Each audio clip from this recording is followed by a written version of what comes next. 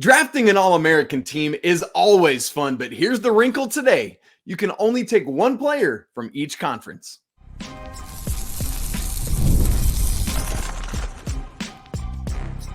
You are Locked On College Basketball, part of the Locked On Podcast Network. Your team every day. Hey there, what's up? Welcome into the Locked On College Basketball Podcast, the only daily national college hoop show out there. I'm your host, Isaac Schade, joined today by our guy, Leif, Thulin, fresh off of dominating some folks in pickleball earlier this morning. And you're joining us at the place to get your college basketball content every single day. It's part of the Locked On Podcast Network. Thanks for making us your first listen or watch. I want to remind you that you can get every episode ad-free on Amazon Music. Special shout out to all you everydayers out there and all the members of the Locked On College Basketball Discord. So glad that you're all here. Today's episode is brought to you by Game Time. Download the Game Time app, create an account, and use code Locked On College for $20 off your first purchase. Terms apply. Leif, this is going to be a fun one today. I love these kind of things. You and I were just talking about this a little bit ago. It's always fun to draft a team or to make a list. And today, it's kind of a unique version of both of that. We are each going to draft a first-team All-American class. And the way this is going to go, we're each going to draft a starting five. The thing is, you can only pick one player from each power conference. So each of our starting fives is going to have an ACC, Big 12, Big East, Big 10, and SEC player. The other caveat is that it must be an actual player, playable lineup. Now, I know in this era of positional fluidity, we can kind of mess with that a little bit. But it's got to be a lineup you would actually put on the court. And you can go in whatever order you want. So Leif might start with his point guard. I might start with a small forward, whatever it would be. So starting five, one player per conference, must be an actual playable lineup. And then we're going to draft three players for our bench that have to come from conferences outside those Power Five conferences. And those must all be from different conferences as well. So we're limiting ourselves in that way. We're just going to bounce back and forth, starting with Leif, Thulin, and we're going to get right into it. Leif, I'm super excited about this. And, pressure's on you because you got this first pick, my man. Who you going with? For clarification, we cannot choose the same players. Like once one of us takes one. Okay. Yes. I'm just making sure my draft strategy is accurate. I'm taking this very seriously, and this brings me back to so many fond memories of sitting in class with horrible ADHD and saying, I'm going to create the greatest basketball lineup. So I'm going to take Cooper Flagg with my first pick. I don't think he's going to win the National Player of the Year. It's not like taking Edie, and it would have been like, oh, I can pencil this one in. As long as he stays healthy, I got the National Player of the Year. But what he does allow me to have if I'm making a basketball lineup is all the intangible things offensively and defensively. Matchup nightmare on both ends of the floor, positional versatility, takes the ACC, which I think has limited top end picks here. I think obviously another one's going to be selected, and that's going to be RJ Davis. But you look in there, and I think that gives me a player at a rare position. There's not many power forwards that I think are elite in this year. And I think there's a chance he's the most valuable player in college basketball, even if he is one of the youngest players in college basketball. That's why he's trending to be the number one pick in a decorated class. I think for everything you just laid out, Leif, I think that's a brilliant pick. The ACC is not as deep on high-end players, and because of power forward, right? Like I think that's a great call. So you are slotting him in at your 4? Yes. That's going to help me in my draft strategy. So to make sure everyone understands, that means Leif can no longer choose an ACC player and Leif can no longer choose a power forward. Everyone understand? Great. Good. That means I don't need to go ACC yet because I can wait on that. And I also don't need to go power forward yet because I can wait on that. So that said, man, where do I want to go? I'm going to go Hunter Dickinson from Kansas as my center. So that takes my Big 12 and my center position. I think, I for a long time have not been a big Hunter Dickinson fan, Leif, if I'm being very honest. But I think it makes sense. I think he is going to be an All-American. Like I could also easily make an argument for taking Ryan Kalkbrenner or something like that. But I've got some other Big East guys I'm interested in. I actually, now that I say that, there are some other Big 12 guys that I would rather take at other positions. You know what? I'm recanting Hunter Dickinson. I didn't take my hand off the card. I'm coming back off of that one. Oh, Leif, this is so difficult. I was hoping you'd take Dickinson. I don't even have him on my board because I don't like him. I figured he'd be a top 2 pick. I know. Yeah, I'm getting off of that. I don't want him because there's plenty of other centers that I want. Here's who I believe in most that I want to take, and this is going to get me out of the Big 12. Give me Tucker DeVries from West Virginia as my small forward. Wow. Yeah. Wow. I like it, but there's a lot of small forwards on a list that I've got, and he was not on there. Gosh, yeah. I like it though. He's going to put up numbers. Yeah, that's what I'm thinking. I'm sticking with that one. Give me Tucker DeVries as my small forward. Okay, well, the issue for me is I got a few players from 2 conferences. I got 2 players from 2 conferences that I really like. I'm going to go with Mark Sears of Alabama. Yeah. And I'm kind of frustrated that I have to play that card early. because you took a small forward, which allows me to have a small forward later. Right. And there's a small forward that I really, really like, and now I can't take him. But you're going to take RJ Davis. You've played your hand. So I have to think about what player do I think is going to be the captain of my ship, the point guard. I'll take a guy who's a veteran, who's played in the Final Four, shined in that moment. I'll take Sears because I believe the point guard and power forward are the 2 most important positions in college basketball. But I'm not going to give away my card here, but I really had a guy I wanted, and now I can't take him. At point guard or a different SEC player? I'm not going to tell you. I'm not going to force you. I won't make you give it away. Okay. I'll say it at the end of the episode, or if you take him, I will verbally be annoyed. Okay. Then I am going to go. I tell you what, here's what I'm going to do. Because of our flexibility here, I'm going to take John L. Davis as my shooting guard. That was my pick. Yeah. I have a guy that I would take otherwise, though, so I think I'm okay. Yeah, that's good. I think he's going to be an absolute dude at Arkansas. I think Cal's going to kind of give him the keys to the kingdom a little bit, and things are going to be cooking in Fayetteville with that. So, Leif, that's where I'm going with that pick. Back to you for your 3rd pick.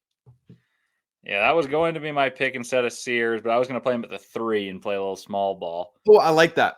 And the guy I'll play at the 2 that I was going to compliment Davis with is Cam Jones from Marquette. Yeah, dang it. I was thinking about that as well. And the reason I'm going Cam Jones now is because I have the center position that you can't take anymore. Is I can take Dickinson because you recanted on that one. You took someone from the Big 12 conference.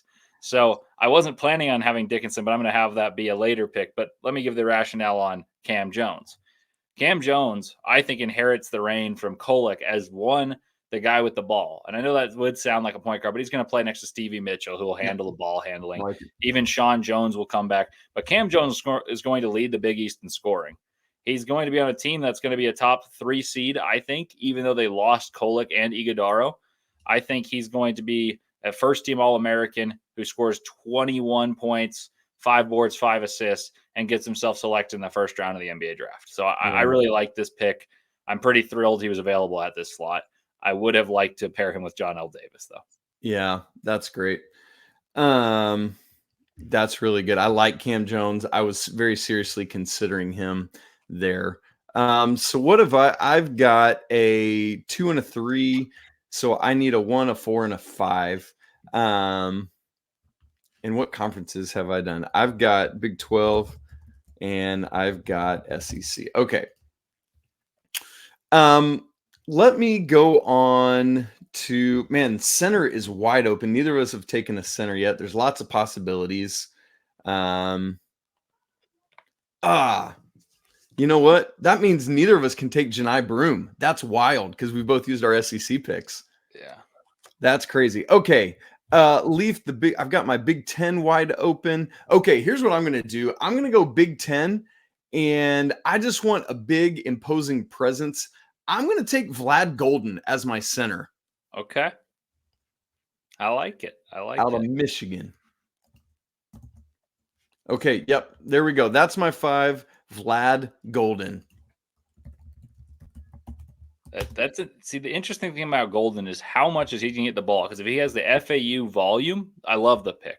The question will be, is he going to be as effective in the Big Ten as he was in the American? Well, see, here's the thing. I want him, because all my other starters are going to be so skilled and scorers, I don't think I necessarily want or need him to do a ton. I just want him to be there and be a dude. That's fair. All right. So, Leaf, your last pick, not last pick, but last pick of the first segment, your fourth one, and then I'll make my fourth and we'll stop and get ready for our final starting picks. Okay. I'm going to ask a clarification question because this will change it. Okay. Does VJ Edgecombe, would you consider him, could I play him at the 2 or the 3 and move Jones up? Sure. If you want to, I'll allow it. Okay. Because I would need a Big 12. I need a Big 12 and a Big 10. Yep. And I got a 4. Well, actually, you know what I'm going to do? I'm going to go give me Ace Bailey from Big 10. That'll be my Big 10 pick. I don't actually think he'll be an All-American because he's going to have to share the ball with Dylan Harper, but I have guards occupied. And in the Big 10, you can put him at the 3? I'm going to play him at the 3. Yeah. And the rationale is I'm taking the talent. Like Cooper Flagg, I think will be an All-American. I think he'll be the best player in college basketball. I don't think Ace Bailey will be as effective, but what you're going to have is undeniable, like Brandon Miller-ish talent. It may not be as prominently displayed as Miller did on what I still consider the best team in basketball that year in Alabama, but you're going to see the scoring shine through at a level that's unparalleled. Would I rather have Janelle Davis at my 3? Yes. Isaac spoiled that plan. I spoiled it myself as well. But then my 5th and final pick, I'll use my Big 12, but I have a vacant position. So I'm going to go with Ace Bailey at my small forward. All right. So I've got left a point guard and a power forward, and I've got the ACC and the Big East. So here's what I'm going to do. I'm going to go with 2-time reigning national champion Alex Caravan as my 4 and play a little small ball here. I think that'll work really well. He's got the experience. He's got, just knows what he's doing. I love it. And I think that will kind of round out this team in a nice way. I've got some shooting. It's going to be good. So, folks, Leif and I have our first 4 starters. We'll leave everyone in suspense about who our 5th starter will be. Plus, it'll give us a chance to be on the clock and wrap our heads around who we want for that last pick. And then we're going to draft our 3-man bench out of the mid-major conferences. We'll do all of that in just a second. Right after I tell you about Game Time. Going to MLB games in the summer is one of my all-time favorite things to do. The game, the food, everything that's part of the experience. And I'm excited to get to make some more of those memories this summer. But thankfully, I don't have to sweat high-price, last-minute tickets because Game Time is an authorized ticket marketplace of Major League Baseball, which makes getting tickets even faster and easier. In fact, prices on the Game Time app actually go down the closer it gets to first pitch. With killer last-minute deals, all-in prices, views from your seat, and their lowest price guarantee, Game Time takes the guesswork out of buying tickets. And so if you're a fan of any of these teams we've been talking about today, man, hop on Game Time and go find some tickets for the beginning of the season. It's going to be great. We're just a few short months away now. So take the guesswork out of buying tickets on Game Time. Download the app, create an account, and use code LOCKEDONCollege for $20 off your first purchase. Again, create an account and redeem code LOCKEDONCollege for $20 off. Terms apply. Download the Game Time app today. Last minute tickets, lowest prices, guaranteed. Thanks so much for joining us today on Locked On College Basketball, part of the Locked On Podcast Network, your team every day. Leif, Thulin, and I are drafting an All-American team with, here's the thing, you got to draft one player from each of the 5 power conferences. Once you've used a conference, that conference is dead. Once you've used a position, that position is dead. So we're down to our final starters. So Leif, You need a center from the Big 12. I have no idea who you might choose here. Who are you going with? See, I didn't even put him on my list, but the gift came all the way down to me at the 9th overall slot here. So I'll take Hunter Dickinson, who I thought was going to go number 2. And I mean, here's the pitch. He's been productive. He's on arguably the best team in basketball, probably the deepest roster in basketball. Should score 20, should rebound 10 a game, good passer. You can like the antics, you can dislike the antics, but you can't really argue with the production. Hunter Dickinson, likely. I think he might have the most likely case to be an All-American. Yeah, that's a great point. Leif, to round out my roster, I've got to pick a point guard, and I've got to use the ACC.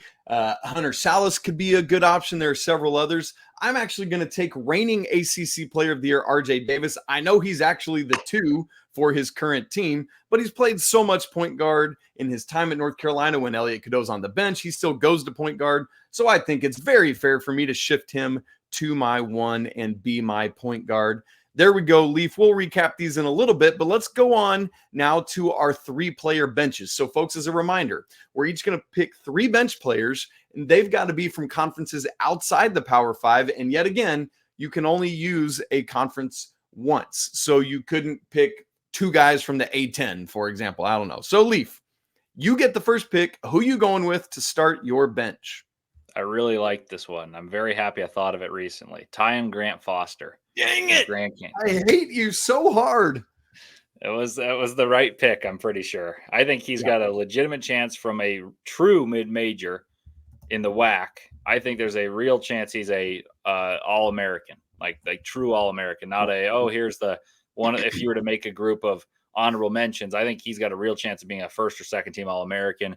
They orchestrated an upset of St. Mary's last year, nearly beat Alabama. Tyon Grant Foster is going to put up crazy numbers, got paid a ton in NIL, came back rather than going to the NBA draft. He's old, and old wins in college basketball. I think you're going to see an excellent season from the Antelopes, and I think he'll be at the forefront. Well, and you need some old because of having Cooper Flagg and Ace Bailey. I think that'll help balance that out on your roster there. Leif, that's a great pick, man. I was going to go with him first as well. So instead, I'll go to somebody who I think you might take if I don't, and it's somebody I want to help balance out Vlad Golden a little bit. I want Graham Ike from Gonzaga. And I struggled because there's a couple different Gonzaga players I wanted. Obviously, I can only take one. I thought about maybe taking Nembhard instead, but I'd like Graham Ike to be part of my squad in my bench. I'm thrilled you took Ike because I'm going to take Nembhard. Nembhard, to me, has been very good for a long time. He's going to take a leap this year, a little more familiarity with the Gonzaga side. They got better as he got better last season. He battled some injuries during his Creighton career, came out to Gonzaga. They looked like a pretty mediocre team for much of the season. End of the season, easily one of the top 15 teams in the country. Played Purdue pretty close. Obviously, Purdue ended up being the runner-up. And I think it starts with the point guard. I think Nembhard's a better player than Ike. I think Anton Watson, you can make an argument last year was more valuable because of his jackknife, like plug him into multiple roles. But I'll always take the point guard when it's close in that type of discussion. So I'm really thrilled to get him here. I held off on that because my next pick is going to be Tyrese Hunter, who goes from Texas over to Memphis. And so now is at a mid-major conference. Obviously, we've seen him a little bit of inconsistency throughout his career, but I really like Hunter, and I like what he can bring to my team in the backcourt there, paired along with the likes of John L. Davis and RJ Davis. Hey, I got an all-Davis backcourt. I just thought about that. That's awesome. So Tyrese Hunter, my second bench pick. That's a clever pick. Because he thrived at his freshman year at Iowa State. Then he went into Texas and felt a little out of place next to A. Smith. I really like that pick. And I really like this pick. I'm taking Robbie Avila. No, come on, Leif.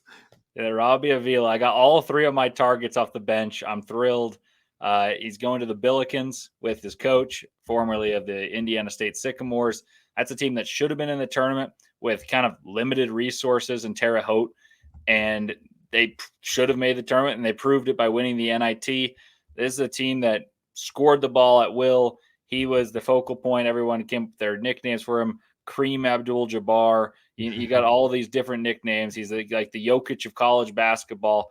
He's not a good defender, excellent offensive player, 20 and 10 potential with some assists in there as well. So I'll gladly take him on the St. Louis Billikens. Leif, you spoiled 2 of my bench picks. I'm proud of you. Way to go. For my final bench pick, I'm going to stay in the backcourt, and I'm going to take VCU's Max Schade, who was primed to go to Villanova this year, decided to stay at VCU for his 5th year of college. Last year, 14 points a game, shot 41.5% from 3 on 5.6 attempts, a dude from the free throw line, 4.6 rebounds, 3.6 assists. And so I love what he brings to the table. I think this could just be, I've got a team that I think shoots really well and quite a bit, and I think Schade will round that out nicely. So, Leif, there you have it, our 8-man rosters. Coming up in just a second to wrap up the show, we're going to recap the rosters. We're going to talk about this exercise, and then we'll mention any players that, kind of just missed the cut, some honorable mentions, and we'll get to all of that in just a second.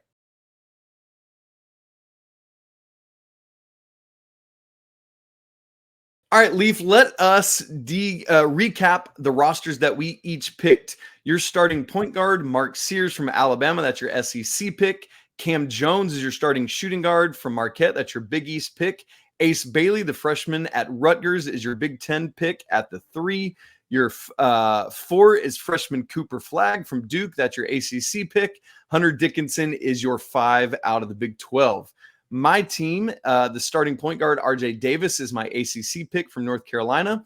My 2 guard is my SEC pick, John L. Davis from Arkansas. My 3 is my Big 12 pick, Tucker DeVries from West Virginia. He's going to score a point or 2 this year. My 4 is Alex Caravan, my Big East pick from the reigning national champion UConn Huskies. And then my 5 is Big Vlad. Hey, I got 2 former FAU guys on my team. That's pretty cool. Vlad Golden, now at Michigan, is my Big 10 pick.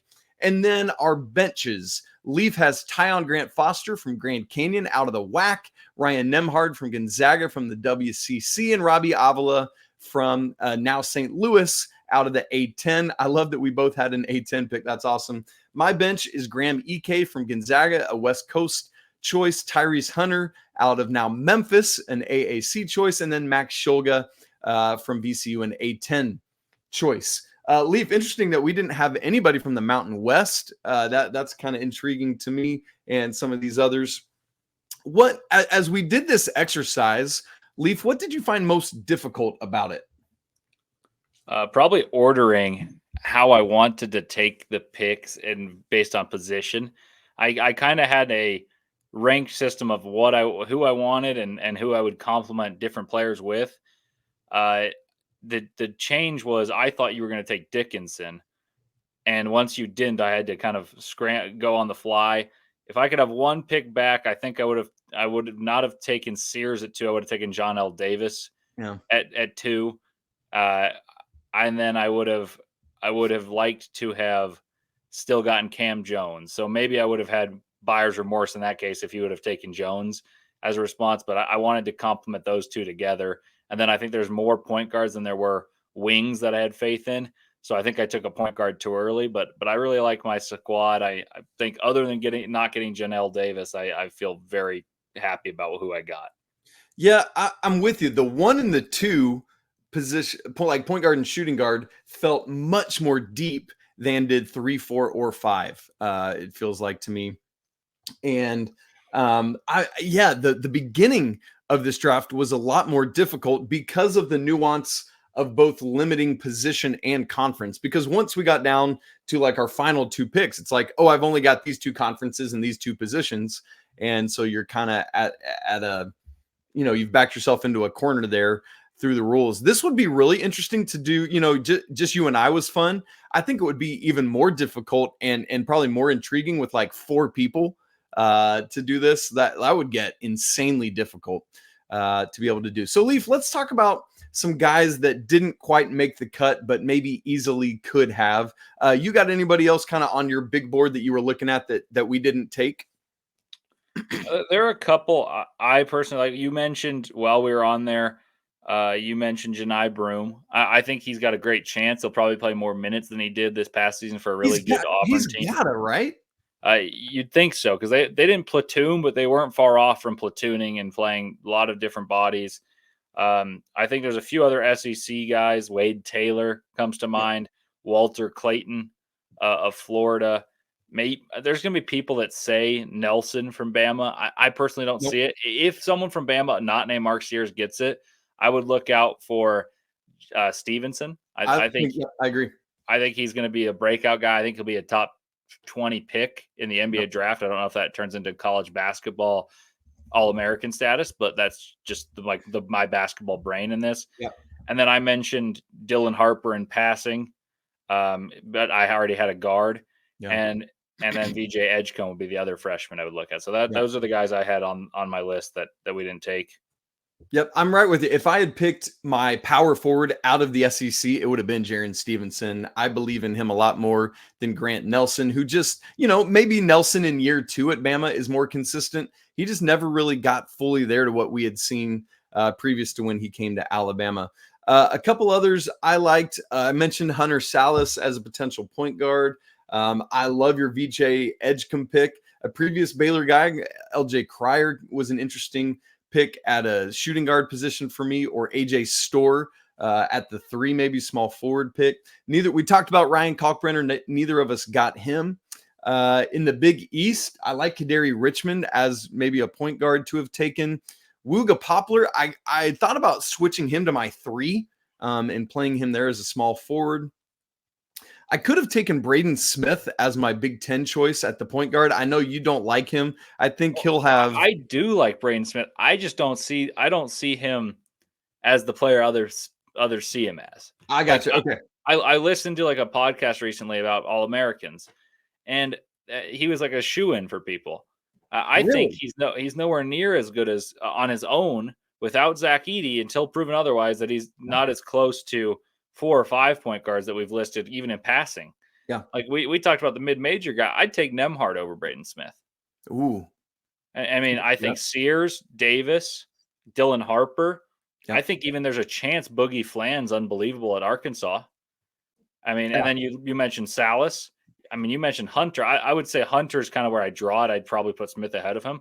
But that's 6 or 7 guards right there that are true point guards, not even stretching the imagination point guards that I would take ahead of him. So I think he's going to get votes. I just don't see that. I personally think it's going to be hard for him to shine in the way that people may anticipate without Zach Edey. I like that. And I always love those exercises. You just started kind of doing it, but it's compare 2 people. I would take him above him, and then you kind of work to see where he fits in that echelon. And so that's really great. Yeah, there's certainly other players we could look at, but I think that's a good representation of some of the people we could have utilized if not for these guys. Interesting, Leif. I said to you in between segments, I had 6 guys as potentials for my bench, my mid-major bench. You took exactly 3 of them, and so I just ended up taking the other 3. So it's funny that our 6 mid-major bench players were exactly the 6 guys I had on my list. So that's pretty interesting there as well. Super fun exercise. I'm glad we were able to come up with this. Folks, you and some friends should get together and do this too. We'd love to see what kind of lists you come up with and how this comes together. Super fun. We'll be back with you more on tomorrow's show on Friday. Andy and I will be back together. Make sure you tune in for that. If you're not subscribed to the show, you can do so on both audio and video. Very easy to make sure you do that and don't miss a moment of the show. If you're not part of the Locked On College Basketball Discord, we'd love to have you there. It is free to join, and there is a link in the show notes. We want to say, as always, apologies to the lawyer family. Let's go Wildcats, and until tomorrow, peace.